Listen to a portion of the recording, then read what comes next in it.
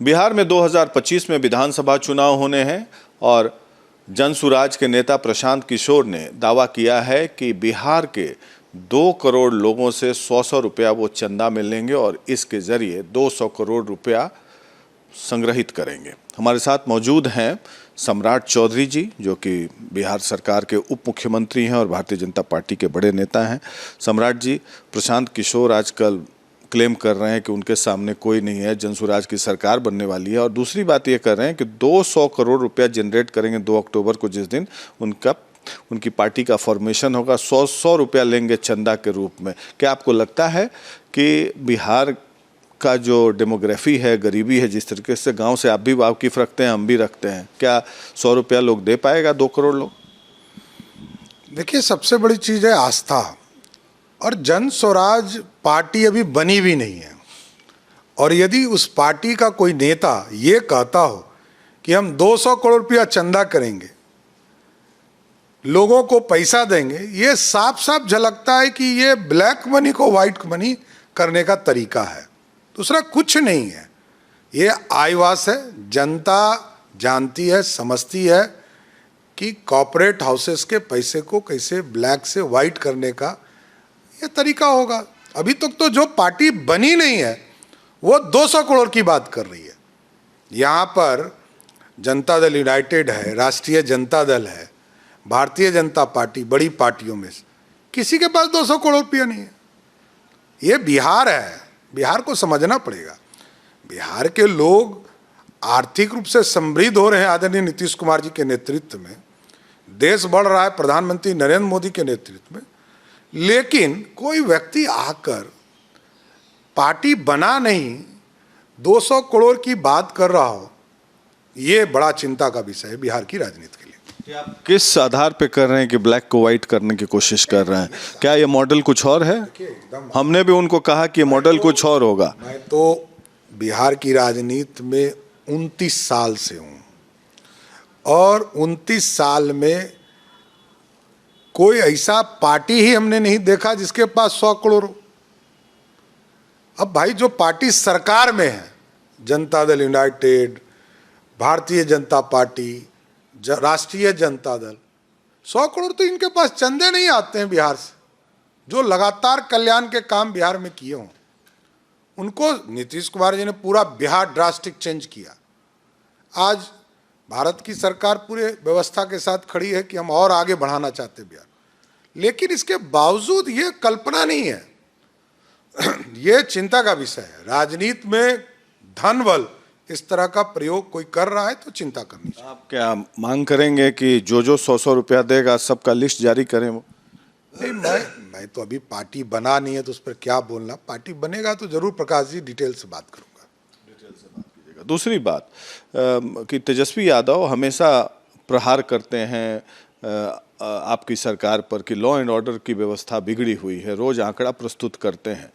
तो बिहार में हाल फिलहाल में घटनाएं भी हो रही हैं, तो क्या ये चिंता का विषय है? देखिए, जो परिस्थिति है उसमें किसी को किसी से झगड़ा है तो कोई किसी की हत्या कर देता है, ये हो रहा है, ये हो सकता है, लेकिन कानून का राज स्थापित है। नीतीश कुमार जी सुशासन के लिए जाने जाते हैं, और पुलिस को पूरी तरह फ्री हैंड है, कार्रवाई कीजिए आप। और कल ही डीजीपी हमसे मिले थे, नई नियुक्ति हुई है, हम लोगों ने स्पष्ट तौर पर कहा आप पूर्ण रूप से आज़ाद हैं बिहार में काम करने के लिए। पुलिस प्रशासन पूरी तरह कार्रवाई करे, और नीतीश कुमार जी को मैंने देखा है स्पीडी ट्रायल चलाकर, लोगों की गिरफ्तारी कराकर, जो अपराधी हैं उसको जेल में डालकर कार्रवाई करने का काम किया है। आप वैसे लोग इसका विरोध कर रहे हैं जिन लोगों ने ऑर्गेनाइज क्राइम कराया है, माफियाओं को संरक्षण दिया है, अपराधी को टिकट दिया है, बलात्कारी को जिसने टिकट दिया है, उससे सर्टिफिकेट की जरूरत सरकार को नहीं है। दूसरी बात कि प्रशांत किशोर ये भी दावा कर रहे हैं कि उनकी सरकार बनने जा रही है, 240 में बोलते हैं कि 170-80 सीट से ज़्यादा जीतेंगे वो, और खासकर भारतीय जनता पार्टी और जदयू पर और आरजेडी पर भी करारा प्रहार करते हैं। वो कहते हैं कि लोग कोई कुछ नहीं किया है, सब लोग ठगा है, मोदी जी भी ठगे हैं, नीतीश जी भी ठगे हैं, लालू जी भी ठगे हैं। देखिए, बोलने के लिए आज़ाद है कोई लोग, लेकिन स्पष्ट समझिए कि अरे पहले आप शुरुआत तो करें। पार्टी की विचारधारा, पार्टी के सिस्टम्स, पार्टी क्या करेगी। कभी कहते हैं हम मुख्यमंत्री होंगे, कभी कहते हैं फलाना मुख्यमंत्री होंगे। अभी तक पार्टी बनी नहीं, पत्नी को भी राजनीति में ले आए। मतलब मैसेज साफ है। देश में जो परिवारवादी पार्टियां हैं उसी का पार्ट होना है, कोई नया बात होना नहीं है। दूसरी बात कि अभी बिहार को स्पेशल पैकेजेस काफ़ी मिले हैं, तो इंफ्रास्ट्रक्चर के सेक्टर में केंद्र सरकार से किस तरह का सहयोग मिल रहा है? क्योंकि बार बार तेजस्वी यादव भी आरोप लगाते हैं कि डबल इंजन की सरकार है, यहाँ पर कुछ फ़ायदा नहीं हो रहा है बिहार को, कुछ ग्रोथ नहीं हो रहा है, डेवलपमेंट नहीं हो रहा है। प्रकाश जी, आप लंबे समय से बिहार की राजनीति को कवर कर रहे हैं। आपको वो दिन भी याद होगा जब श्रीमती राबड़ी देवी जी ने कहा था कि हमको विशेष पैकेज दीजिए, और सरदेय अटल बिहारी वाजपेयी जी बिहार आए थे। बिहार बंटने के बाद उन्होंने डिमांड किया 6,000 करोड़ रुपया सरदेय अटल बिहारी वाजपेयी जी ने उस जमाने में दिया। जब तक श्रीमती राबड़ी देवी बिहार की मुख्यमंत्री रही, 1 रुपया खर्चा नहीं हुआ। जब नीतीश जी और सुशील मोदी जी की जोड़ी आई, उन लोगों ने खर्चा करने की शुरुआत किया और पूरा बिहार ट्रैक पे आना शुरू हुआ। बाद में प्रधानमंत्री नरेंद्र मोदी जी हुए, उन्होंने पैकेज दिया। और आज भी मैं गर्व से कह सकता हूं कि एक एक्सप्रेसवे नहीं था, 4-4 एक्सप्रेसवे पर काम आदरणीय प्रधानमंत्री जी ने शुरू किया। अभी आपने देखा होगा, कल ही हम मुख्यमंत्री जी के साथ हम लोग एयरपोर्ट का निरीक्षण कर रहे थे। बीटा एयरपोर्ट की स्वीकृति मिल गई। पाइपलाइन में हमारा पूर्णिया है, अगले कुछ दिनों में प्रधानमंत्री जी इसका भी सौगात देंगे। भागलपुर, राजगीर, कई एयरपोर्ट्स हम बनाने जा रहे हैं। 4-4 शहर में नए मेट्रो की कल्पना कर रहे हैं। हम 8-8 मेडिकल कॉलेज के लिए भारत सरकार राशि दे रही है। नॉर्थ बिहार जिस इलाके से आप आते हैं, पूरा डर का माहौल रहता है कि कब बांध टूट जाएगा। इसके लिए 4 बराज बनाने का काम हम शुरुआत करने जा रहे हैं, और आगे भी हाई लेवल डैम बनाकर कैसे नेपाल से समस्या ये खत्म हो हमारा, इसके ऊपर वर्कआउट चल रहा है। तो हम मल्टीपर्पस बिहार के विकास की चर्चा कर रहे हैं। हम लोग फॉक्सकॉन जैसी कंपनियों से भी बात कर रहे हैं कि बिहार जैसे राज्य में आकर यहाँ के नौजवानों को रोजगार मिले। और रोजगार भी, अब सोचिए कि नीतीश जी ने 2020 के चुनाव में कमिटेड किया था कि 10 लाख सरकारी नौकरी देंगे। इसकी शुरुआत उन्होंने की, अभी तक 5 लाख मिला। और हम लोग का एकदम टारगेट है कि चुनाव में जाने के पहले 10 को 12 लाख नीतीश कुमार जी ने कर दिया। हम 12 लाख नौकरी देकर जाएंगे। हम कमिटमेंट के साथ आगे बढ़ना चाहते हैं। तेजस्वी तो कहते हैं कि नौकरी उनके चलते हो रही है बिहार में, एजेंडा उन्होंने सेट किया। जो बेचारे को पता ही नहीं है कि मुख्यमंत्री क्या होता है। Credit always go to CM या पीएम।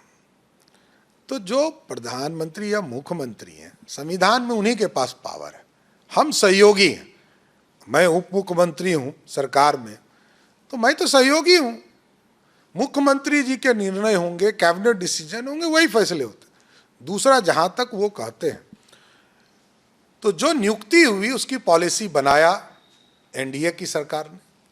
नियुक्ति का आदेश दिया बीपीएससी को, ये सिर्फ बांटने का काम किए।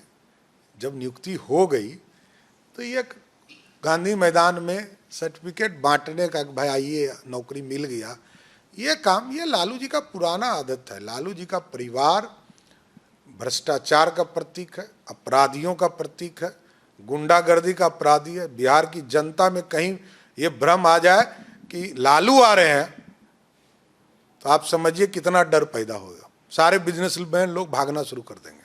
तो आभार यात्रा पर निकल रहे हैं वो, तो तेजस्वी यादव पूरे बिहार का दौरा करने जा रहे हैं। इसका आभार, उनके पिताजी ने जो पाप किए हैं उसके लिए माफी मांगेंगे ना, तो उसका पहले पाप का माफी मांगे, तब जाना चाहिए। तो पिताजी का मतलब कि बेटा क्यों भोगे? तो इनका क्या है, वो पार्टी तो लालू जी का है ना।